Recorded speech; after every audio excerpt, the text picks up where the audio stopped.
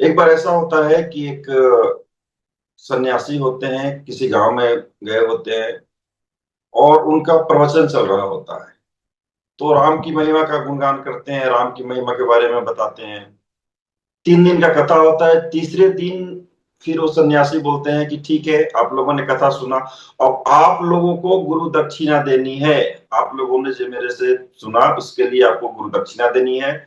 तो सारे लोग बोल पड़ते हैं, बहुत अच्छे लोग होते हैं, अमीर लोग होते हैं गांव वाले। तो बोलते हैं ठीक है गुरु जी, मांगिए, आप क्या मांग रहे हैं। तो गुरु जी कहते हैं कि आप लोग प्रतिदिन राम नाम लोगे, कम से कम 108 बार राम नाम हर किसी को लेना है, और बाकी जितना ज्यादा ले सको आपकी मर्जी है। तो सारे लोग तैयार हो जाते हैं, खुश हो जाता है कि ये तो बहुत अच्छी गुरु दक्षिणा है, ना कुछ पैसा देना है ना रुपए देना है। अब देखिए क्या होता है कि एक बनिया जी होते हैं, सेठ जी। अब सेठ जी का हाल ये होता है कि वो तो रुपए कमाना है उनको, पूरी इंद्रिय तृप्ति करनी है।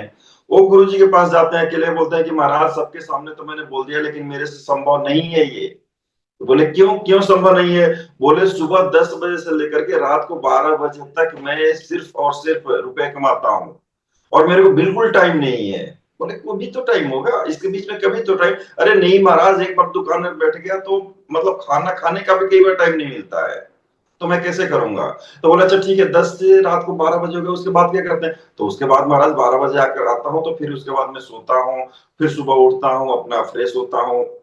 बोले आप देखिए, अब आपने वचन दे दिया है तो 108 तो आपको राम नाम लेना है, कैसे लेंगे। बोलते हैं अच्छा चलिए ठीक है, बताइए, आप ही बताइए मैं कब लूं, आप ही टाइम बताइए। बोले कि नहीं, कोई भी टाइम तुम खुद डिसाइड करो। बोले एक ही टाइम है महाराज, जब मैं सुबह में संडास जाता हूं तो उसी टाइम मेरे पास समय है। बोले चलो उसी नाम ले लो। बोले उस समय में ले सकता हूँ क्या। बोले बिल्कुल ले सकते हैं, क्यों नहीं ले सकते हैं। देखिए राम का नाम कितना पवित्र है, हरि नाम कितना पवित्र है। गंगा नदी है, गंगा नदी में कोई अगर सुअर ने गंदगी फैला दिया, वहां पोटी कर दिया, तो क्या गंगा दूषित हो जाएगी। नहीं, कुछ भी दूषित चीज डालिए, गंगा तो गंगा ही रहेगी। हम जब जाते हैं बुक डिस्ट्रीब्यूशन के लिए जाते हैं, तो भगवत गीता देते हैं, हम सभी भक्तों के साथ ये हाल है। तो ये हमें लर्निंग भी है। तो क्या होता है, कुछ लोग बोलते हैं नहीं महाराज हमें तो नहीं लेना है। क्यों क्यों नहीं लेना है।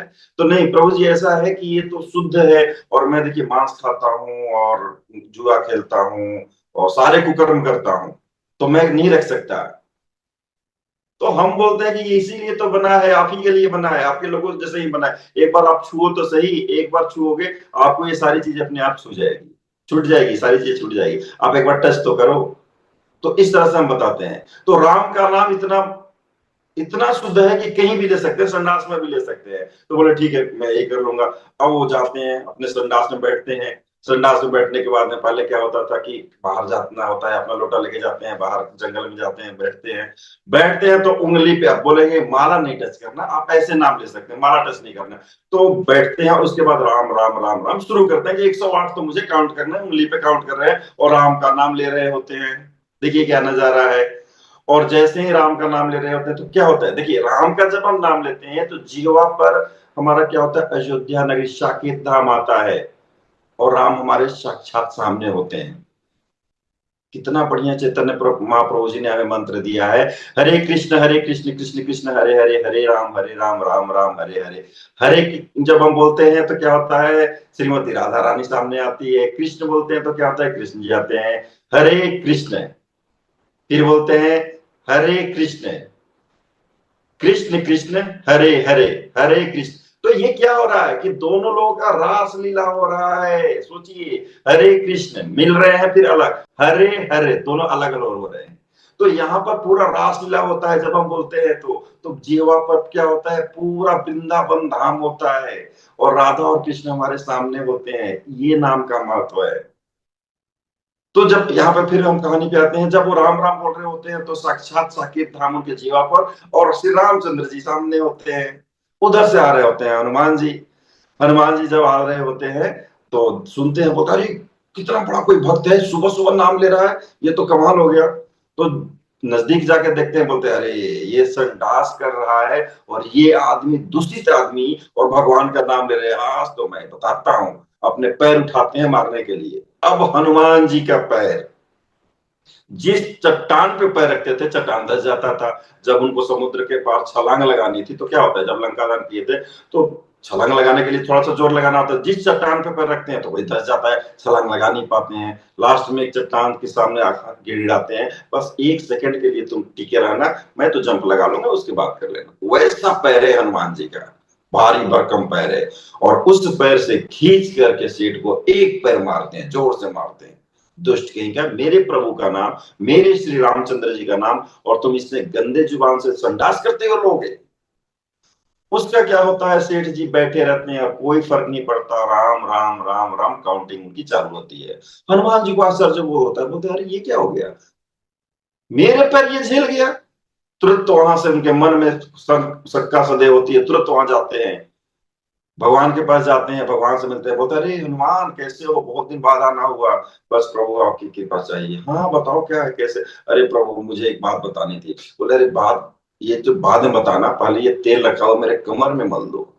बोले महाराज मुझे कुछ कहना था, अरे कह देना, दर्द से जान निकल रहा है मेरा, एक बार तेल एक बार मल दो मेरे कमर में। बोलते हैं ठीक है प्रभु, सेवा करने का मौका मिल गया, इससे अच्छा और क्या चाहिए, भगवान को अगर तेल लगाना हो इससे अच्छा मौका क्या होगा। वो तेल लेते हैं और लगा लेते हैं। बोलते प्रभु जी एक बात बताइए, आपकी कमर में दर्द कैसे हो सकता है, आप तो अच्छे अच्छे लोग के कमर में दर्द करा दो।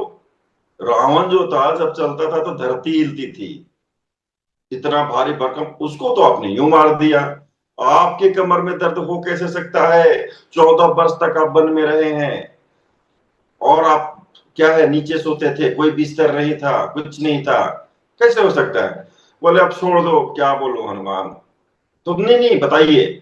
तो आज सुबह सुबह किसी ने मेरे कमर पे लात मारी। बोले मेरे प्रभु को लात मारी किसने की, किसकी हिम्मत हो गई। तो कोई बानर था। बोले बानर, अरे बानर का महाराज तो मैं हूं, मैं बानरों के स्वामी हूं, किस बानर की ऐसी हिमाकत, अभी बताइए उस बानर की मैं कवर लेता हूं। बोले नहीं छोड़ो रहने दो, क्या करना। नहीं नहीं नहीं नहीं, बानर मेरी जाति का अपमान, मेरी जाति का आदमी इतना बड़ा काम कर सकता है, ऐसा कर सकता है, इतना नीच, इतना गंदा काम कर सकता है, आप बताइए तो सही। बोले हनुमान वो बानर कोई और नहीं था, तुम ही थे।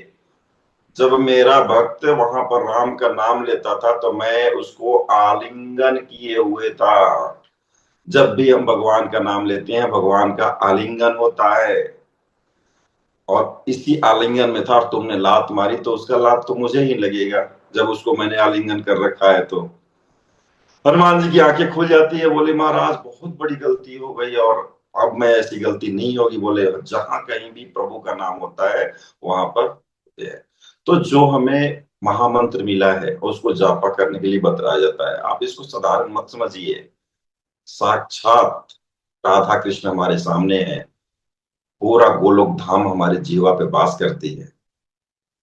तो आइए हम सब में चलते हैं, जपा की तरफ चलते हैं, और भगवान से आग्रह करते हैं कि आप हमारे जीवा पर वास करें, हमारा कल्याण करें। हम तो उस लायक नहीं है कि आप आकर के हमें आलिंगन कर पाए, हम ऐसे नहीं हैं, हम तो पतित हैं, हमें कुछ नहीं पता है, बस एक मंत्र हमारे चैतन्य महाप्रभु ने दे दिया, उसी का हम जाप कर रहे हैं। तो सिर्फ और सिर्फ आप हमारे जीवा पर वास करें और हमारा कल्याण करें, हमारा उद्धार करें, हम आपकी शरण में। इसी के साथ मैं अपनी वाणी को विराम देता हूँ। नमः ओम विष्णु पदाय कृष्ण पृष्ठाय भूतले श्रीमते भक्ति वेदांत स्वामिनी नामिने। नमस्ते सरस्वती देवी गौरवाणी प्रचारिणे निर्विशेष शून्यवादे पश्चात देशितारे। हरे कृष्ण।